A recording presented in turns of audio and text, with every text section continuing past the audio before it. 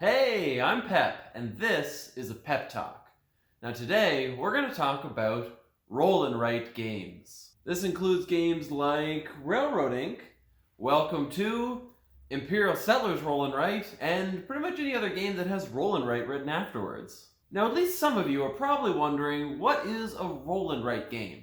Well, generally, you roll dice and then write things down.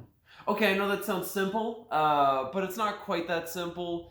It's a genre that technically does include things like Yahtzee, but Yahtzee is more of a subgenre. To make it simple, though, usually the point of this game is you're going to roll a group pool of dice, and in some cases, in certain games like Welcome to, it might not be dice, it might be cards. Either way, it's going to be some form of random element. And then usually one of two things will happen. Either you will take one of those things and take it as your action on the turn, or you will simply choose one of those things. And everyone else at the table will also choose those things, or use whatever's on the table, or every game's a little bit different. But the point is, there's a lot of sharing going on, and there's a very big sense of equality, because generally everybody is taking from the same pool. So it feels very fair. It usually doesn't feel like someone in a different turn order, if there even are turns, has any advantage over anyone else. Now the other big part of a roll and write game is that usually not only is it quick, but it's also easy to play with people no matter where they are. Usually you're just writing on a little pad and rolling dice, so you can play on the airplane. Technically, I could play right now, and you could play with me, which is what I'm doing here, assuming the video's up yet.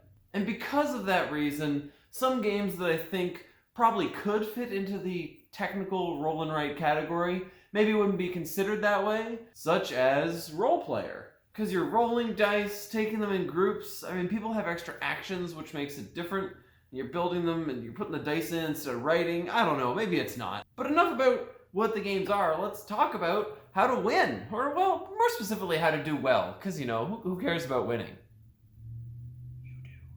Well, listen, the first big thing I think you need to know is that planning is key. Yeah, I know, it's a board game. You probably should plan ahead of time.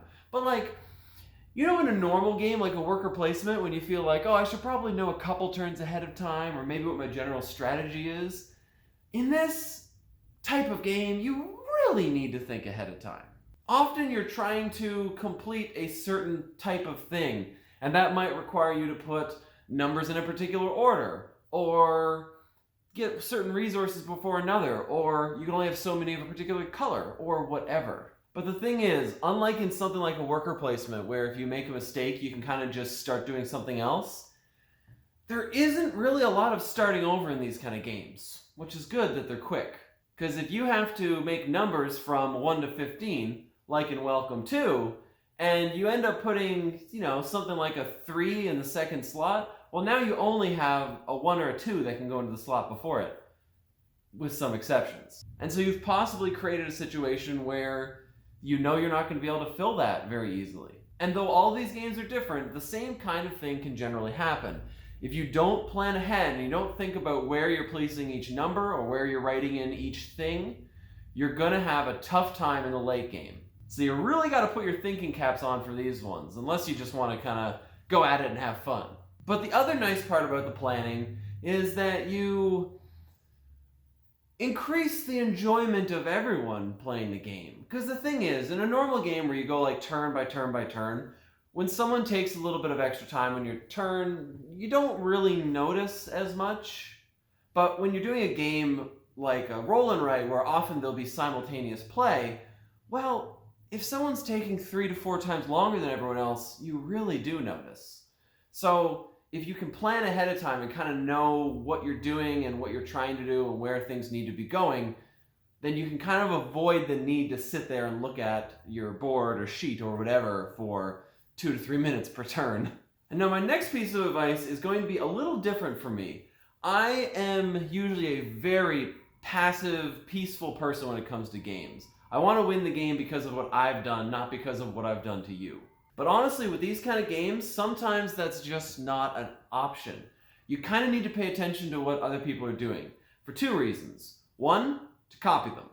Maybe things aren't going the way you anticipated, so if you look at what someone else is doing, you can kind of get an idea of what might be a good strategy to go with, at least in that moment, especially if those people have played more than you. Now, the other thing is that often in these games, there's some sort of incentive to have more of something than someone else. And so it's a good idea to keep track of what all your opponents have and what kind of things they're going for to make sure that you have the opportunity to win off of that. And it's not important because, you need to stay on track with them at all times. It's more that, let's say there's red and blue, and you have to decide if you want to collect red or blue. Well, if you have 2 of each, and you look over and you see 2 of your opponents both have 6 red each, obviously they're building towards that. So now you can go with blue. And I know that sounds obvious, but you'd be surprised how many times people play a game and just kind of do their own thing and not pay a lot of attention until the end. But if you pay attention early in this case, you can stop investing in something that isn't going to give you much of a payout. Now, I kind of want to jump sideways in this whole topic and switch to something about how to use the game rather than how to play it. That being, if you have one of these type of games, a roll and write, that uses sheets and doesn't have some sort of laminated board, if you have access to a laminator or don't mind spending the extra couple bucks in order to get laminated sheets, I highly suggest it for these kind of games. If you're going to play more than once, having a laminated sheet is wonderful. And because of how quick these games are, they can get played a lot. So normally when a game comes with paper sheets, like for a score, I usually think, oh, I'll never get through these. With roll and writes, I don't know, you actually might. So having the dry erase board is super helpful. And while we're on the topic of adding things to the game, if you don't have a dice tower or something like a dice tower, a little tray that you can roll the dice into, when you play a game like this, it might actually be a good idea to have one, especially a dice tray, for 2 reasons. One is that the dice need to be seen by everybody, and you can't really move dice around after they've been rolled very easily. So rather than having people need to look into the middle, it's kind of nice to have them being rolled into a tray. Then you can kind of push the tray around so whenever someone's trying to do something, they can take a better look at exactly what options they have. Why do I hold my fingers up the whole time? Option 2, or suggestion 2, reason 2. Some people roll dice differently. And no, I'm not trying to say that they're cheating. Maybe they're just not rolling very much. Maybe they're kind of just casually dropping them. Maybe the dice don't seem like they're rolling all that much.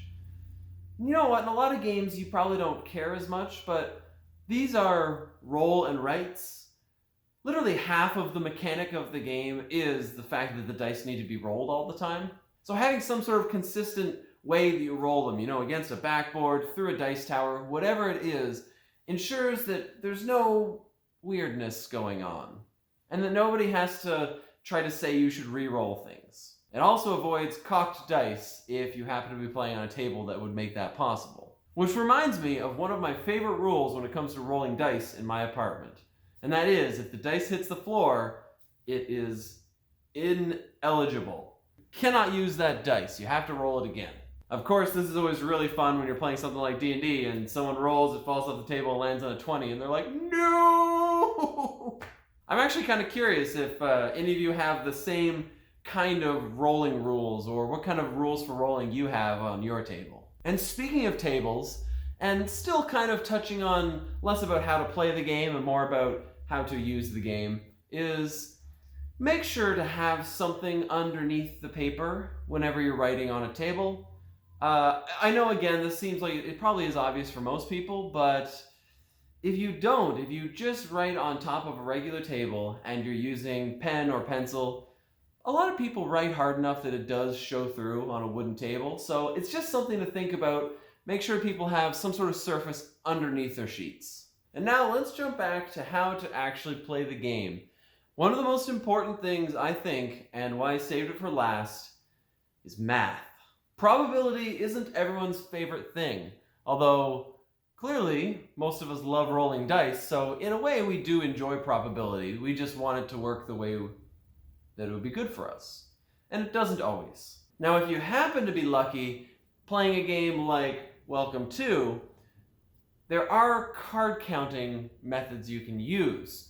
Only so many of each number are in the deck, and you kind of know that ahead of time. So it's good to know those sort of things to know if you're actually looking for a 1 or a 2, that there's going to be less of those than the rest of the numbers. But when it comes to dice, you can still apply a similar idea, but the easier way, in my opinion, to think about this is try to make sure that you're leaving yourself as many options as possible. If the game focuses on multiple colors, don't complete yellow first. Try to leave a little bit open in each of them so that you have the ability to go back and fill things rather than just not being able to play. Because usually in these games, if you can't play, you start accruing negative points and often will end the game. Now, of course, like anything, there are exceptions. Maybe you get a lot of points for finishing something, but still, there's no point in finishing it a quarter of the way into the game. You probably want to half complete it in the first quarter, maybe 3/4 complete it in the second quarter of the game, then in the third quarter you can try to finish it off, and then the last quarter do whatever. But I do also suggest that you don't wait until the last minute to try to fill things in that would be giving you points. I'm just saying, don't rush it, because if you rush it, you might be left in a situation where you're not able to play anything when you really should. In a game like Welcome To, where you go from a low to a high number, for example, if you start off and just fill all the high numbers in on one side of the map, well, you're going to have trouble later. Instead, it's better to use some of the low-numbered options that have also come up. Now, random chance does exist, so it's possible that you have to fill those particular things, but at that point, everyone's in the same boat, so you're all going to be struggling. But the absolute last piece of advice, and still technically on probability, is to pay attention to when something comes that is not likely to come again.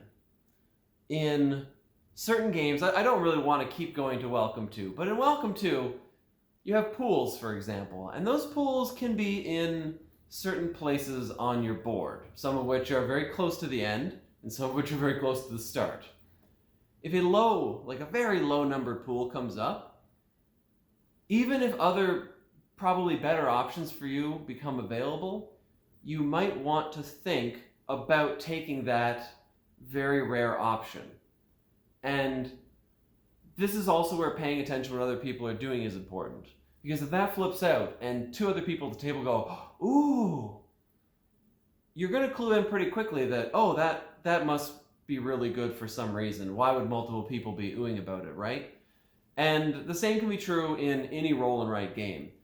Some combinations of things are not necessarily rarer, but at certain points in the game, they're going to be more or less difficult to get. So really, really pay attention for those, because it's possible if you miss it, you might not get that opportunity again.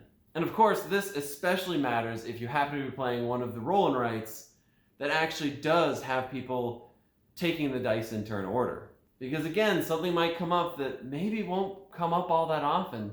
So even if it's not the best idea for you to take it right now, well, you might just be giving it to someone else who also needs it. So maybe it's time to be a little bit more vicious when you're playing these games. Although I still won't.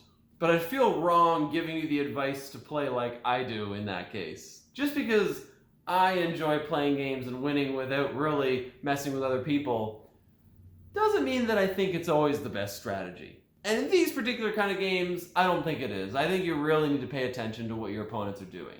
Anyway, that's been my pep talk. Thanks for watching. If you have any questions or comments or want to talk about some tips you have for some roll and write games that you like to play, put them in the comments below and I'll take a look. And hopefully you'll see me later. Or I might see you if you also make videos. That didn't feel like an ending, so I feel like I need to say something else. Bye! Goodbye! Bye!